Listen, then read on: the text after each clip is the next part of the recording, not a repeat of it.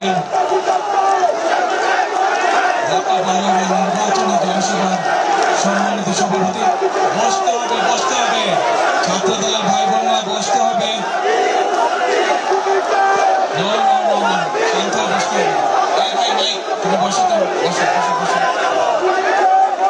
আজকের এই নির্বাচনী জনসভার সম্মানিত সভাপতি, উপস্থিত এলাকার মুরব্বীবর্গ, মা বোনেরা, এলাকার ভাই বোনেরা এবং আমার দলের সহকর্মীবৃন্দ এবং মঞ্চে উপস্থিত বিএনপির সাথে বিএনপির সহযোগী, বিএনপির সঙ্গী, প্রধান মার্কার প্রার্থী জনাব সাইফুল ইসলাম। আসসালামু আলাইকুম। আসসালামু আলাইকুম। ভালো আছেন সবাই? এখন প্রিয় ভাই বোনেরা, আজকে এটা হচ্ছে আমাদের নির্বাচনী জনসভা। এই নির্বাচনী জনসভায় আমাদেরকে সিদ্ধান্ত নিতে হবে যে আগামী কয়েকদিন পরে যে নির্বাচন, এই নির্বাচনে আমরা সঠিক ব্যক্তিকে ইনশাআল্লাহ নির্বাচিত করব, যাকে নির্বাচিত করার মাধ্যমে এই এলাকার যে চাঁদাবাজির সমস্যা আছে সেটিকে যাতে আমরা ঠিক করতে পারি। সঠিক ব্যক্তিকে নির্বাচিত করার মাধ্যমে এই এলাকায় জলবদ্ধতার যে সমস্যা আছে সেই সমস্যাকে যাতে আমরা ঠিক করতে পারি। এছাড়াও এলাকার যে অন্যান্য আরো যে সকল সমস্যা আছে, যেইগুলো মানুষের জন্য সমস্যার কারণ, সেই সমস্যাগুলোকে আমাদের ঠিক করতে হবে। প্রিয় ভাই বোনেরা, এই যে 12 তারিখের ভোটের যে অধিকার, এই অধিকার অর্জন করতে কিন্তু বহু মানুষকে জীবন দিতে হয়েছে, বহু মানুষ পঙ্গুত্ব বরণ করেছে, বহু মানুষ অত্যাচার নির্যাতনের শিকার হয়েছে।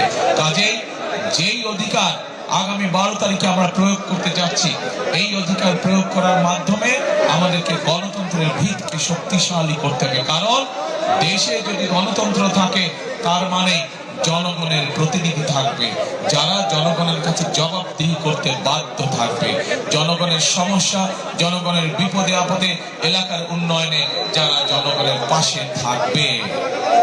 এখন প্রিয় ভাই বোনেরা, সেই জন্যই এই নির্বাচন যেমন সঠিক জনপ্রতিনিধি নির্বাচিত করার নির্বাচন, একইভাবে এই নির্বাচন হবে দেশের এবং দেশের মানুষের ভাগ্য পরিবর্তনের নির্বাচন। আমরা বিগত 16-17 বছর চোখের সামনে তথাকথিত কতগুলো নির্বাচন নাটক দেখেছি, কিন্তু সেই নির্বাচনগুলোতে কি আপনারা ভোট দিতে পেরেছিলেন? বাংলাদেশের মানুষ, শুধু আপনারা নেই, সারা বাংলাদেশের মানুষ ভোট দিতে পারে না। আমরা কি মনে করি যে আগামী নির্বাচনে 12 তারিখের নির্বাচনে আপনারা ভোট দিতে পারবেন? ইনশাআল্লাহ 12 তারিখের নির্বাচনে মানুষ, সমগ্র বাংলাদেশের মানুষ তাদের খুশি মতন তারা ভোট দিতে পারবে।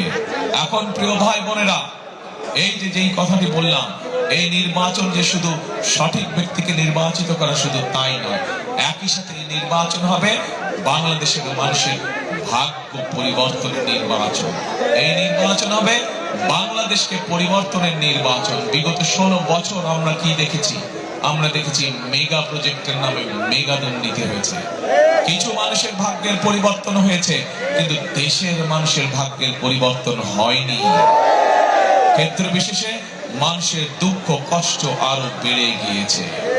আজ সমগ্র বাংলাদেশে এই যে চাঁদাবাজির সমস্যা, সমগ্র বাংলাদেশে আইন শৃঙ্খলার যে সমস্যা, সমগ্র বাংলাদেশে মানুষের কর্মসংস্থান, বিশেষ করে তরুণ বা যুবক যারা আছে তাদের কর্মসংস্থানের সমস্যা, হাসপাতালগুলোতে আমরা জানি ঠিকভাবে চিকিৎসা পাওয়া যায় না, এরকম বহু সমস্যা সারা বাংলাদেশে। কারণ এই যে গত 16 বছর ধরে নির্বাচন তামাশা হচ্ছে, কিন্তু জনগণ তাদের সঠিক প্রতিনিধি নির্বাচিত করতে পারেনি, যার ফলে জনগণের দুঃখ কষ্ট শোনার মতন কোনো মানুষ ছিল না।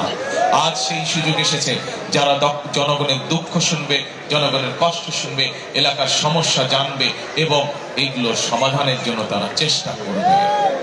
এখন প্রিয় ভাই বোনেরা, আমরা বাংলাদেশ জাতীয়তাবাদী দল এবং একই সাথে বিপ্লবী ওয়ার্কার্স পার্টি, আমরা বিগত 2.5 বছর আগে আমরা বাংলাদেশের মানুষের এবং বাংলাদেশের ভাগ্য পরিবর্তনের জন্য 31 দফা উপস্থাপন করেছিলাম জাতির সামনে। সেখানে আমরা মানুষের ভাগ্য পরিবর্তনের জন্য কতগুলো পরিকল্পনা গ্রহণ করেছি। যেমন বাংলাদেশের জনসংখ্যার অর্ধেক জনসংখ্যা হচ্ছে নারী। এই নারীদেরকে যদি আমাদের স্বাবলম্বী করতে না পারি, তাহলে কোনোভাবেই আমরা বাংলাদেশকে সামনের দিকে এগিয়ে নিয়ে যেতে পারবো না। এবং এই জন্য এই নারীদেরকে স্বাবলম্বী করার জন্য, সেটি গ্রামে হোক শহরে হোক, বিশেষ করে খেটে খাওয়া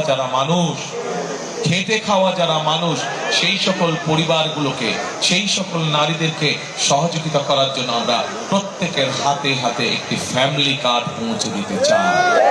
যেই ফ্যামিলি কার্ডগুলোর অধিকার হবে আমাদের দেশের মায়েরা, যেই ফ্যামিলি কার্ডের অধিকারী হবে আমাদের দেশের গৃহিণীরা, বিশেষ করে যারা খেটে খাওয়া মানুষ। প্রিয় ভাই বোনেরা, এই ফ্যামিলি কার্ডের মাধ্যমে আমরা সরকারের পক্ষ থেকে প্রতি মাসে তাদের কাছে সহযোগিতা পৌঁছাবো, যার ফলে আমরা বিশ্বাস করি ধীরে ধীরে এই পরিবারগুলো একদিন স্বাবলম্বী হয়ে উঠবে। এবং পরিবারগুলো যখন স্বাবলম্বী হবে, ধীরে ধীরে আস্তে আস্তে বাংলাদেশ সামগ্রিকভাবে স্বাবলম্বী হয়ে উঠবে। প্রিয় ভাই বোনেরা, আমরা আমাদের সেই 31 দফা সিদ্ধান্ত গ্রহণ করেছি যে আমরা বাংলাদেশের যে কৃষক ভাইরা, যেই কৃষক বাঁচলে বাংলাদেশ বাঁচবে, সেই কৃষক ভাইদের পাশে আমরা দাঁড়াবো এবং তাদেরকে আমরা ধীরে ধীরে স্বাবলম্বী করে তুলব।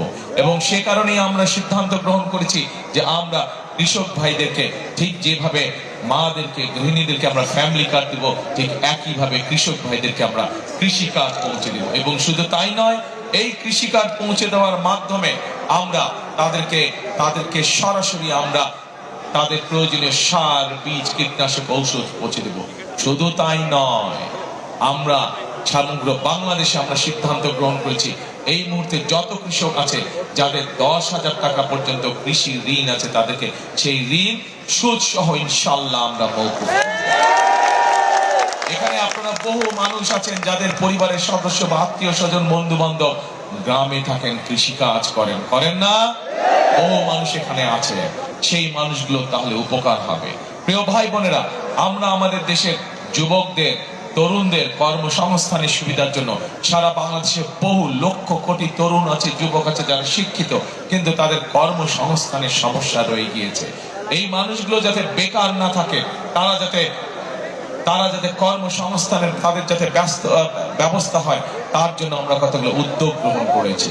আমরা ঢাকা সহ প্রত্যেকটি আসন সহ সমগ্র বাংলাদেশের প্রতিটি জেলায় আমরা বিভিন্ন রকম ভোকেশনাল ইনস্টিটিউট, বিভিন্ন রকম টেকনোলজিক্যাল ইনস্টিটিউট, আমরা প্রশিক্ষণ কেন্দ্র আমরা তৈরি করব, যার মাধ্যমে বিভিন্ন বিষয়ে তাদেরকে আমরা ট্রেনিং দিব।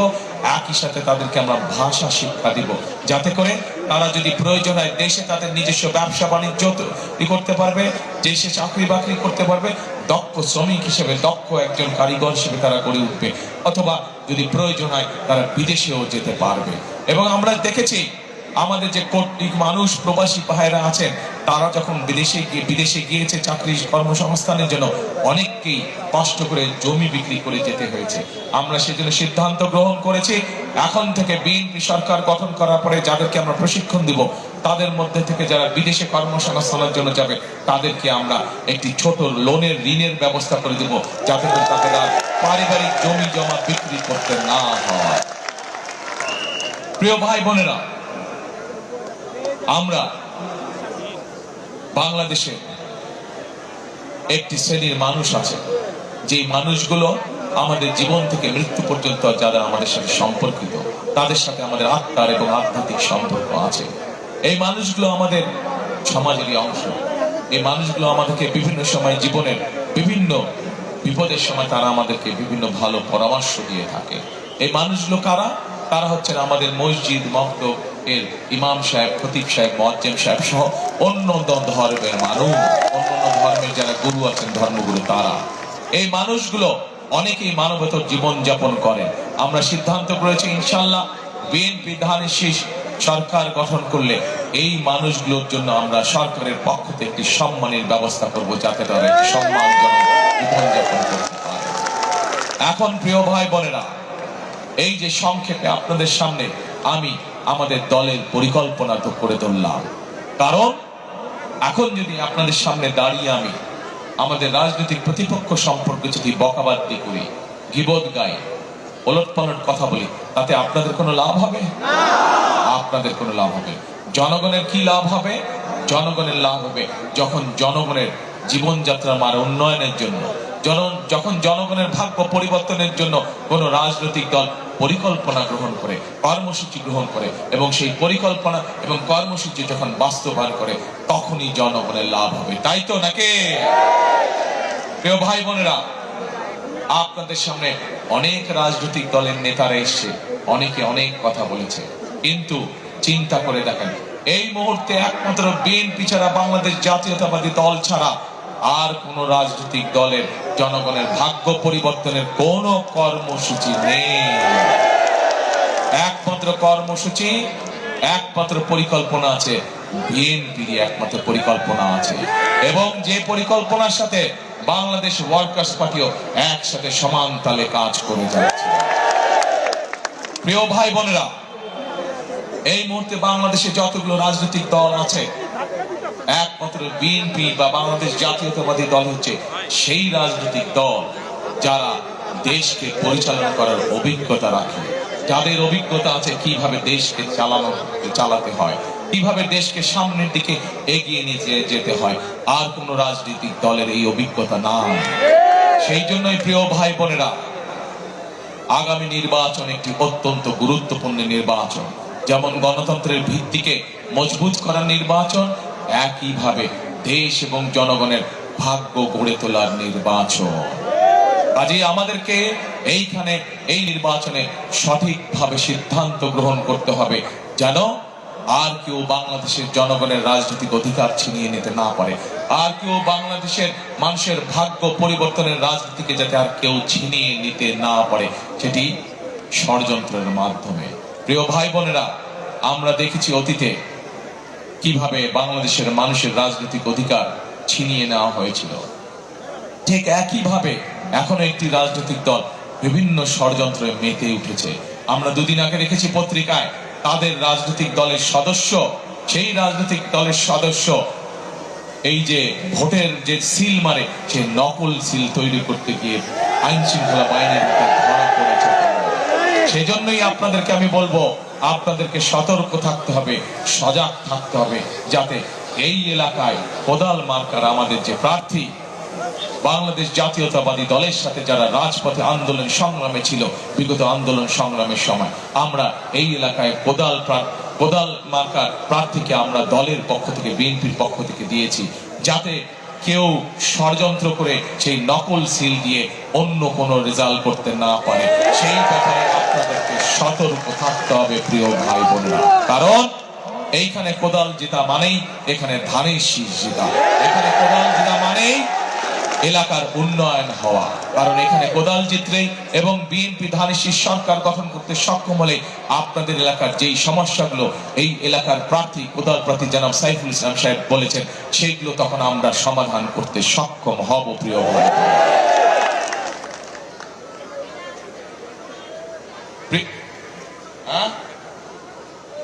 কি বলে? ও দেখতে পারে না, আচ্ছা ঠিক আছে, আসছি আপনাদের কাছে আসছি। এখন প্রিয় ভাই বোনেরা, আজকে এই যে নির্বাচনী সভা, এই নির্বাচনী সভা কিন্তু শুধু নির্বাচনী সভা থাকলে চলবে না। এই নির্বাচনী সভায় আমাদেরকে আজকে একটি শপথ বাক্য পাঠ করতে হবে। এই নির্বাচনী সভা আমাদেরকে আজকে প্রতিজ্ঞা করতে হবে যে আমরা আগামী দিনের রাজনীতি কি করব। আমাদের আগামী দিনের রাজনীতি হতে হবে দেশ গঠনের রাজনীতি। আমাদের আগামী দিনের রাজনীতি হতে হবে মানুষের ভাগ্য পরিবর্তনের রাজনীতি। প্রিয় ভাই বোনেরা, আমরা অতীতে আন্দোলন করেছি, সংগ্রাম করেছি, স্বৈরাচারকে এই দেশ থেকে আমরা বিতাড়িত করেছি। এখন হচ্ছে আমাদের দেশ গঠনের পালা, এখন হচ্ছে আমাদের মানুষের ভাগ্য পরিবর্তনের পালা, এবং সেই জন্যই আমাদের সকলকে কাঁধে কাঁধ মিলিয়ে একসাথে কাজ করতে হবে। এখানে একটু আগে সাইফুল হক সাহেব বলে গিয়েছেন ওনার বক্তব্যে যে শহীদ রাষ্ট্রপতি জিয়াউর রহমান এই কোদাল দিয়ে সমগ্র বাংলাদেশে খাল খনন কর্মসূচি শুরু করেছেন। ইনশাআল্লাহ এবার আমরা সরকার গঠন করার পরে আবারও আমরা সেই খাল খনন কর্মসূচি শুরু করব, এবং এই কোদাল দিয়ে আমরা সেই খাল খনন কর্মসূচি শুরু করবো সারা বাংলাদেশে। এই কোদাল দিয়ে, এমনকি এই এলাকায় যে জলবদ্ধতা আছে সেই জলবদ্ধতা আমরা এই কোদাল ব্যবহার করে জলবদ্ধতা ইনশাআল্লাহ আমরা দূর করব। প্রিয় ভাই বোনেরা, সেই জন্যই আমি সবসময় একটি কথা বলে থাকি, আমাদের নেত্রী শহীদ, আমাদের নেত্রী বেগম খালেদা জিয়া, উনাকে আমি ওনার সন্তান হিসেবে জানি যে উনাকে স্বৈরাচার বিভিন্ন সময়ে বিভিন্ন প্রস্তাব পাঠিয়েছিল যে আপনি দেশ থেকে চলে যান, তাহলে আপনাকে জেল জুলুম খাটতে হবে না। কিন্তু দেশনেত্রী বেগম খালেদা জিয়া সেই সকল উপেক্ষা করে দেশের মানুষকে রেখে উনি কোথাও যান নাই। শত অত্যাচার, নির্যাতন, জেল জুলুমের পরেও তিনি বাংলাদেশের মানুষকে সাথে নিয়ে এই দেশেই জীবনের শেষ দিন পর্যন্ত ছিলেন। প্রিয় ভাই বোনেরা, কারণ কি? কারণ দেশনেত্রী সকল সময় মনে করতেন যে এই বাংলাদেশই হচ্ছে তার প্রথম এবং এই বাংলাদেশই হচ্ছে তার শেষ ঠিকানা, এবং এই বাংলাদেশের জনগণই হচ্ছে তার আপনজন। সেই জন্যই মানুষকে ফেলে, এই দেশের মানুষকে ফেলে দেশনেত্রী খালেদা জিয়া কখনোই কোথাও যান নাই, জীবনের শেষ দিন পর্যন্ত এখানে ছিলেন। সেই জন্যই প্রিয় ভাই বোনেরা, এই দেশ যেমন খালেদা জিয়ার প্রথম এবং শেষ ঠিকানা, এই দেশ এখানে উপস্থিত হাজারো মানুষের প্রথম, আমাদের সকলের প্রথম এবং শেষ ঠিকানা। কাজেই এই দেশকে গড়তে হবে আমাদেরকে, এই দেশের মানুষের ভাগ্যের পরিবর্তন করতে হবে আমাদেরকে, এবং আমরা সকলে মিলে ঐক্যবদ্ধভাবে যদি কাঁধে কাঁধ মিলিয়ে কাজ শুরু করি, ইনশাআল্লাহ আমরা দেশের ভাগ্য, দেশের মানুষের ভাগ্য পরিবর্তন করতে পারবো ইনশাআল্লাহ। সেই জন্যই প্রিয় ভাই বোনেরা, একটি কথা আমি বলি, করব কাজ, গর্ব দেশ সবার আগে, করব কাজ, গর্ব দেশ সবার আগে, বাংলাদেশ। প্রিয় ভাই বোনেরা, আমি আজ আনুষ্ঠানিকভাবে জনাব সাইফুল হকের হাতে কোদাল মার্কা তুলে দিয়ে যাচ্ছি। সাইফুল হক সাহেব বিগত আন্দোলন সংগ্রামে আমাদের সাথে কাজ করেছেন। আমরা চাই উনাকে নিয়ে ধানের শীষ চাই, কোদালকে সাথে নিয়ে আগামী দিনে আমরা দেশ পুনর্গঠনের কাজে হাত দিব। আছেন তো আপনারা? দেশ গঠনের কাজে আছেন ইনশাআল্লাহ। প্রিয় ভাই বোনেরা, আবার আপনাদের সাথে দেখা হবে, আবার আপনাদের সাথে কথা হবে, একসাথে আমরা কাজ করব। কে কে আছেন হাত তুলেন ইনশাআল্লাহ। আল্লাহ হাফেজ। বাংলাদেশ জিন্দাবাদ, বাংলাদেশ জাতীয়তাবাদী দল জিন্দাবাদ। আসসালামু আলাইকুম।